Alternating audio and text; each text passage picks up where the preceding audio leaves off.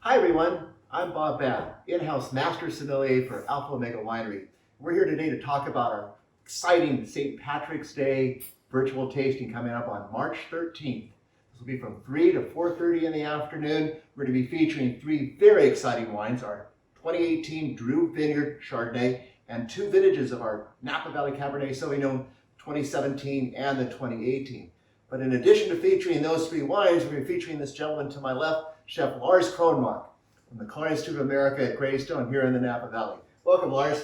Thank you, Bob. Great to have you here. And I know that you have a long history at the Culinary Institute of America, but you also have the same homeland as our winemaker, Henrik Wilson. That's right. There's a little Danish in the wine team over here. Exactly. That's fantastic. Well, today we've got a recipe that's got a little bit of that St. Patrick's Day theme that's featured in New York steak, right? Yeah, it is a New York steak. And I thought many people do corned beef, but I want to do a steak. And the steak is just a great partner to Cabernet, and I will do it with a horseradish crust, which is probably ingredients you already have. So I'm going to show you how to make the crust. Fantastic, Lars. Okay, so what we have is today is a New York steak. I have here on my left, and you can certainly use filet mignon. You can use any prime or choice steak you want to. It can even be a T-bone. But I chose some New York steak. That would be my choice today. The crust is really the fun part, and I really wanted to share you and walk you through the recipes we have here today. So first of all, I have mustard, horseradish. This is a pure horseradish that's been pre-prepared. You buy them in the store. That worked really fine. You could maybe use a creamy one if you wanted to. I also have some breadcrumbs. Most of you have breadcrumbs in the kitchen. If not, take a piece of toast, grind it up in the food processor, and make yourself some breadcrumbs. I'll put it in here like that. I have chopped parsley. Many of you like chives. I know that, especially with steak and sour cream and things like that. But I love parsley. It really is a great ingredient. So I'm gonna put that right in here too. And then some melted butter. And the butter here is just gonna make everything come together, and we're gonna make this crust. I have a rubber spatula right here, and I just want you to mix this up. I learned how to make this back in Copenhagen, and my chef actually made this into a souffle crust. But I think maybe this time around we won't be doing this. So I'll mix this up, and as I'm mixing it all up, you see it'll become kind of a paste. And that's what we want. We want to put this beautiful paste onto our steaks after we sear them off here in a few minutes in our cast iron pan. Maybe a little bit of salt and pepper. Balance is very important, especially when you pair wine with food. Balance is important, and Bob, you've been telling me that since we both worked together for so many years over at the Institute. Well, I agree, Lars, and I think the green color is appropriate too. We've got even a theme going on here, don't we? We sure do. It is St. Patrick's. And here's my steaks. And I like to leave them outside for about 30 minutes, even longer, so they get room temperature. They cook better and they sear better. Good amount of pepper on both sides. Here we go. You can use your pepper mill. This is pre-ground pepper. That works just fine. And then some salt. And again, this is very important to have a nice even seasoning on both sides, because it's something that you don't want to go back and do after it's been cooked. Here we go. Salt and pepper. And let me show you how to prepare this dish. So let's go ahead and move over to the cast iron pan. I have a preheated cast iron pan next to me, and this pan is a great heavy pan. Many of you have those around. I'm going to add a little bit of butter to that. I'm going to tilt the pan a little tiny bit just to kind of melt the butter slowly to get a golden brown. You don't need a lot. There's a lot of fat in beef already, so I don't feel like you need a lot of it. And I'm going to slowly let the pan come down and melt the butter in here. Now I'm going to crank the heat a little bit up. And now let's go ahead and sear the steaks. So here we go. You can cook the steak until the degree you like. It may be medium rare. Some people like it well done, and that's absolutely no problem with that. But I want to make sure you cook it to your liking. I'm going to put this all here on the side, and we're going to just go ahead and sear it on one side briefly. So let me just see, space them a little bit out. You see how the pan is not crowded, and by being a little bit separated like this, you will create that crust pretty fast. Smells good already, and I know that this steak and this horseradish crust and this mashed potato dish we're going to do here with the cabbage is a great partner for the Cabernet. So you've got that cast iron pan really hot, don't you? Yes, I do. I have it as hot as I can get it right now, and looking for a little bit of color. Looks great, and one there, one is already started. Here's another one ready. Now, in the meantime, preheat your oven. Oven is on at 400 degrees, so we can put them briefly in the oven to get the souffle crust or the horseradish crust on top nice and set. That was number 3, and here's the big one. Needs a little more time. And there we go. We got a beautiful. Okay, so let me go ahead and take this off, and I want to show you the sticks. See it perfectly, right? We'll go ahead and put the crust on. Let's go ahead and put the stick here in front of us, and let's go ahead and apply the crust.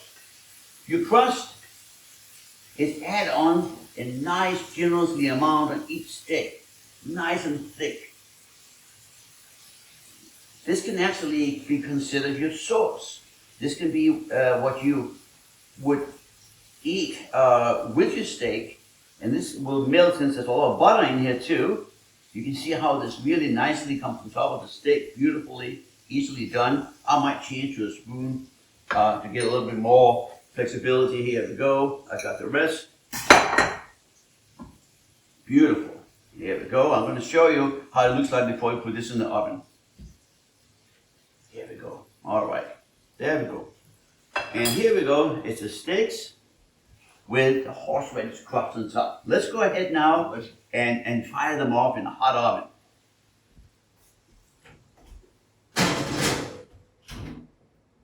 What do you think? Well, I can't wait. But I'll tell you, the cast iron pan becomes pretty important at this point too, doesn't it?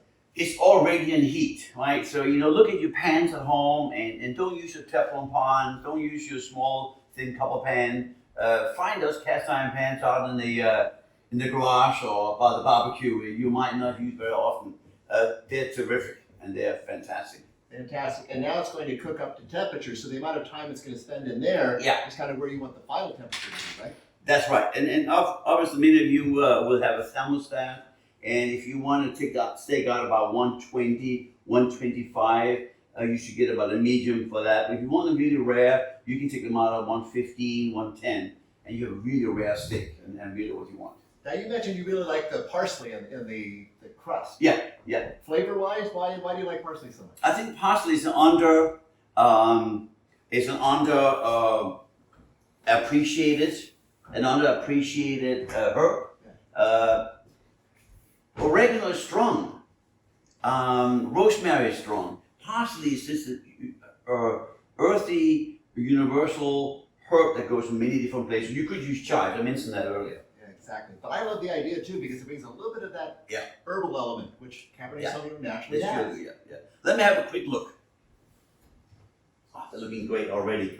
So the oven was preheated. This is very important to create that little crust and also to make sure the steaks don't cook too long in there. So in the meantime, I would like to get out my next dish. And you see here on my display, I have some beautiful Yukon potatoes, or we also can call them creamers. We made a mashed potatoes with cabbage, and very Irish, by the way. Very. But if you like leek, you can certainly use leeks also. Beautiful leeks from the farmer's market. I bought them on Friday.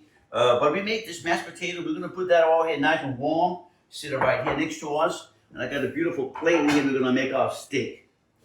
And that's going to be our presentation plate for today, okay? I love it. And I think the mashed potatoes with the cabbage are such a wonderful, again, color contrast. We got a lot of flavor there too. And you could even add leeks, could you? Or even you could. The key is to remember when you serve a Cabernet, you want to make the food where Cabernet is grown. And I always thought that that's a good beginning point. That we know Cabernet came originally from Bordeaux area, and then we have it here from Napa Valley. So I like to use fat, so butter, cream, fat from the steak itself. And that's why you like that particular type of Yeah. potato, right? Yeah.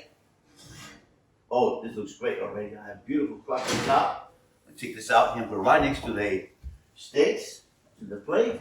And we're gonna take, well, we take the big thick one here first. Maybe we do that.